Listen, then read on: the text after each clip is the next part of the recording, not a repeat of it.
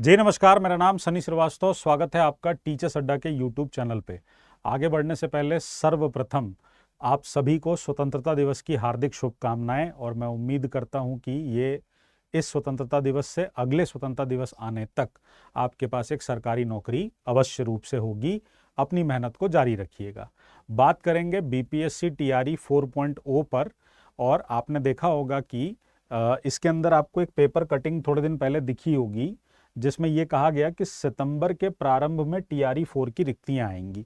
इससे एक बात तो तय है कि सरकार, ऐसा लग रहा है कि चुनाव से पहले वो रिक्तियों को निकाल देगी। अब बड़ा सवाल ये है कि नोटिफिकेशन तो आ जाएगा, बड़ा सवाल ये है कि नोटिफिकेशन तो आ जाएगा, पर क्या ये एग्जाम हो पाएगा? क्या ये एग्जाम हो पाएगा?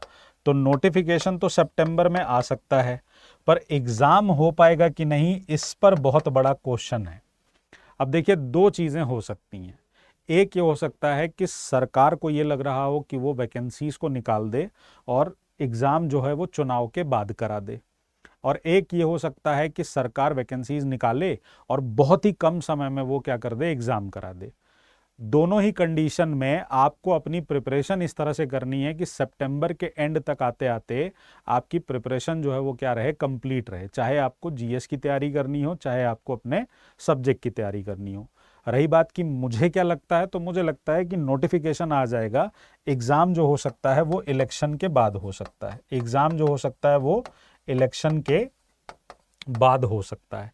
देखते हैं बाकी ईश्वर को क्या मंजूर है, सरकार क्या चाहती है, उसकी राजनीतिक इच्छा शक्ति क्या है, या उसकी राजनीतिक महत्वाकांक्षाएं क्या हैं। मेरा सब्जेक्ट है सोशल साइंस। आपको पता है सोशल साइंस में दो वर्ग में पेपर होता है टीआरई में। एक होता है वर्ग 6 से 8 में, और एक होता है 9-10 में। एक होता है 9-10 में। ठीक है। पेपर के पैटर्न की बात करें तो आपको पता है जीएस के अंदर 40 क्वेश्चन हैं, और सब्जेक्ट के अंदर कितने हैं, 80 क्वेश्चंस हैं। सब्जेक्ट में आप क्या कर सकते हो, सब्जेक्ट में आप हिस्ट्री, पॉलिटी, ज्योग्राफी, इकोनॉमिक्स में से कोई भी दो चुन सकते हो, पर उन दो में से एक हिस्ट्री या ज्योग्राफी अवश्य होना चाहिए। ये अवश्य होना चाहिए। यानी आपका जो कॉम्बिनेशन बनेगा, आप हिस्ट्री के साथ ज्योग्राफी ले सकते हो, हिस्ट्री के साथ पॉलिटी ले सकते हो, हिस्ट्री के साथ इकोनॉमिक्स ले सकते हो, या आप ज्योग्राफी के साथ पॉलिटी और ज्योग्राफी के साथ इकोनॉमिक्स ले सकते हो। अगर आपको हिस्ट्री और ज्योग्राफी लेनी है तो आपको पहले नंबर पे हिस्ट्री को चूज करना पड़ेगा, नहीं तो आप नहीं चूज कर पाएंगे। ये हो गई बात। तो दो सेक्शन करने हैं। अब इसमें मैं जो प्रिपरेशन कराता हूं उसमें एक तो हिस्ट्री है और दूसरा हमारा पॉलिटिकल साइंस है। पॉलिटिकल साइंस है, ठीक है। पेपर के पैटर्न के बारे में अगर मैं आपको बोलूं तो आप ये समझ लीजिए कि चाहे हम वर्ग 6 से 8 की बात करें या हम वर्ग 9-10 की बात करें, अगर हम वर्ग 6 से 8 की बात कर रहे हैं तो उसके अंदर हमें हिस्ट्री में प्राचीन, मध्यकालीन, आधुनिक भारत और भारतीय राष्ट्रीय आंदोलन। अब जो बच्चा 6 to 8 की तैयारी करता है ना, अगर आपने टीआरई 3.0 का पेपर देखा होगा तो आपको यह पता होगा कि एंशंट से और मिडीवल से तो नहीं पूछा गया था, एंशंट से 3 से 4 सवाल पूछ दिए गए थे, ठीक है। लेकिन आपका ज्यादा जो पेपर होता है वो कहां होता है, वो होता है आधुनिक भारत और भारतीय राष्ट्रीय आंदोलन पे। और इसके अलावा सबसे ज्यादा इंपॉर्टेंट जो आपके लिए है वो है विश्व इतिहास।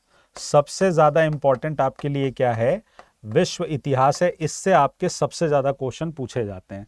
तो ओवरऑल अगर मैं बात करूं तो जो बच्चे वर्ग 6 से 8 की प्रिपरेशन कर रहे हैं उनको कोशिश ये करनी चाहिए कि उनका फोकस एरिया होना चाहिए विश्व इतिहास, भारतीय राष्ट्रीय आंदोलन, फिर आधुनिक भारत।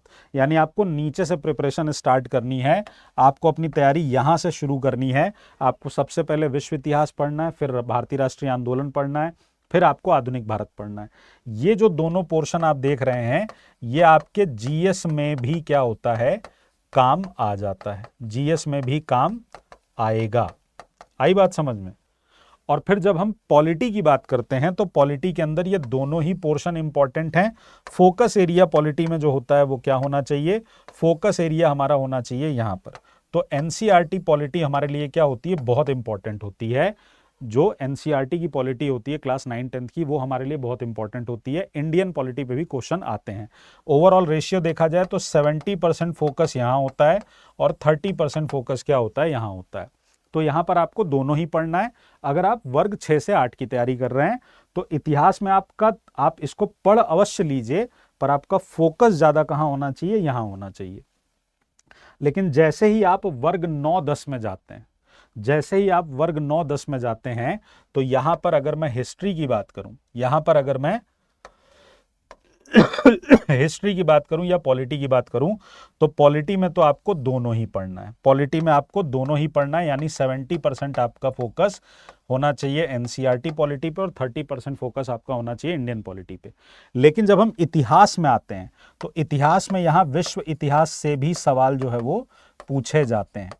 अब अगर टीआरई 4.0 से पहले टीआरई 3.0 हुआ था, उस पर आप देखेंगे तो मिडीवल हिस्ट्री से बहुत सारे क्वेश्चन पूछ दिए गए थे, एंशंट से क्वेश्चन पूछे गए थे, वर्ल्ड हिस्ट्री से क्वेश्चन नहीं आए थे। लेकिन उससे पहले टीआरई 1.0 और 2.0 में वर्ल्ड हिस्ट्री से क्वेश्चन ठीक ठाक आए थे। ऐसे फेज में अगर हम पहले चरण, दूसरे चरण और तीसरे चरण, तीनों चरण के पेपर को देखेंगे, तो जो बच्चे वर्ग 9-10 की तैयारी कर रहे हैं उनको मेरी ये राय है, मेरी ये सलाह है, अगर आप मान रहे हैं तो अवश्य मानना चाहिए, आपको सब कुछ पढ़ना होगा, आपको सारा ही पढ़ना है, आप कुछ नहीं छोड़ सकते। ये सारा ही आपके लिए क्या है, इंपॉर्टेंट है, क्योंकि कोई भरोसा नहीं है कि किस सेक्शन से ज्यादा आ जाए। पिछली बार वर्ल्ड हिस्ट्री नहीं आई थी, हो सकता है इस बार आप ज्यादातर सवाल कहां से देख लें, वर्ल्ड हिस्ट्री।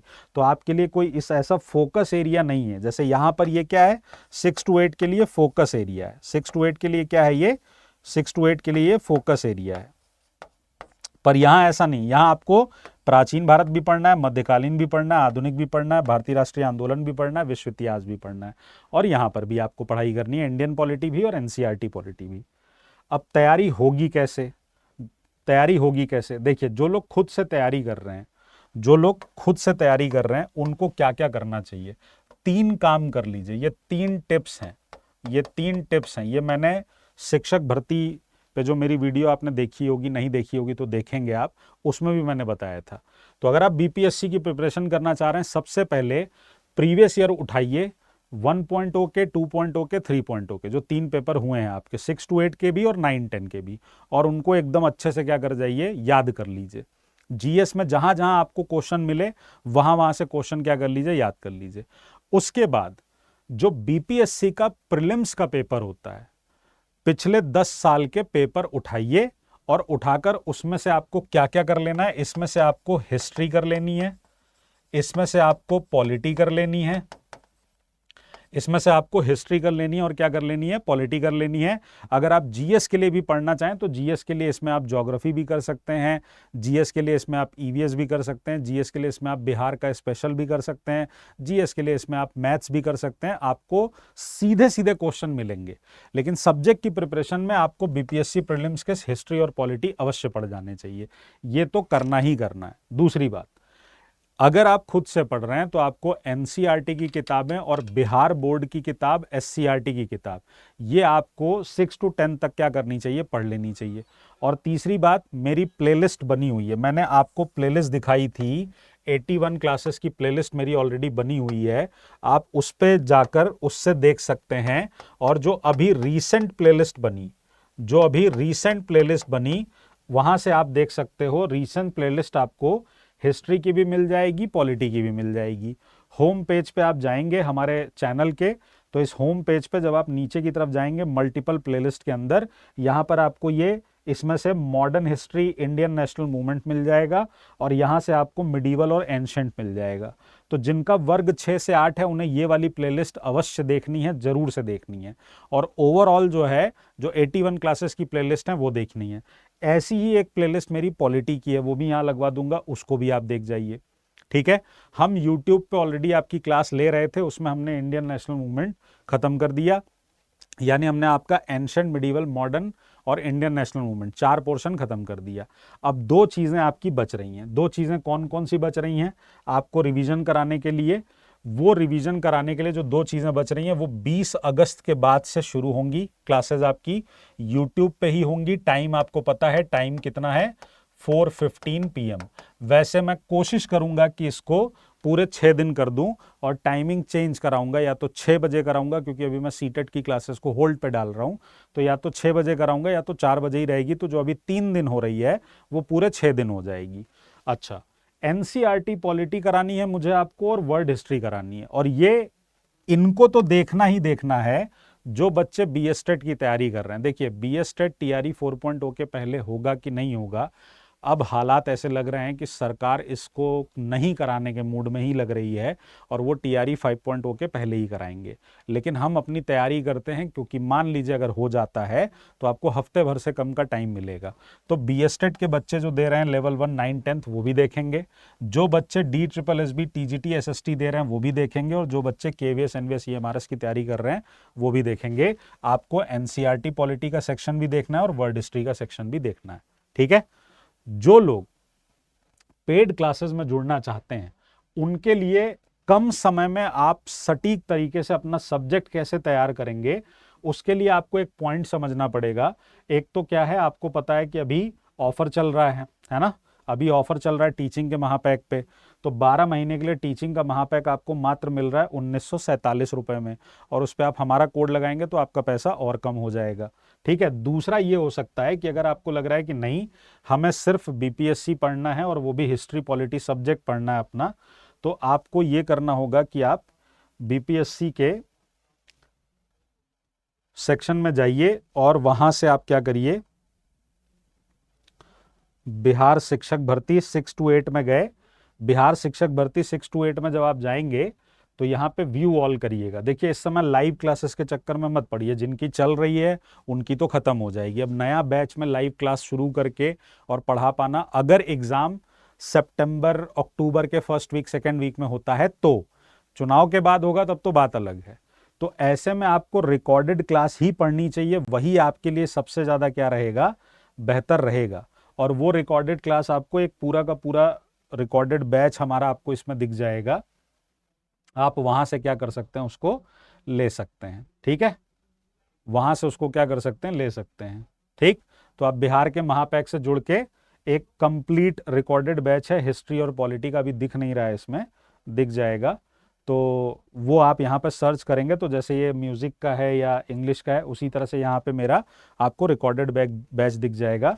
आप वहां से उसे क्या कर सकते हैं, परचेस कर सकते हैं, ठीक है। तो अपनी तैयारी जो कर रहे हैं रोकिए मत, पढ़ते रहिए। जैसे जैसे मैंने आपको बताया वैसे वैसे अगर आप पढ़ेंगे तो आपका सिलेक्शन आराम से हो जाएगा, ठीक है। बाकी मैं आपके साथ यूट्यूब पे लगातार जुड़ा हूँ, आपको कोई दिक्कत नहीं आएगी। जिन बच्चों को महापैक लेना है या जिन बच्चों को बैचेस के अंदर जुड़ना है, आपको दिख रहा होगा स्क्रीन पे नंबर आ रहा होगा, आप कॉल करके उनसे बात कर सकते हैं, ठीक है। नॉमिनल प्राइस में मिल जाएगा, ठीक है। ध्यान रखिएगा अपना। जय हिंद, जय भारत, नमस्कार।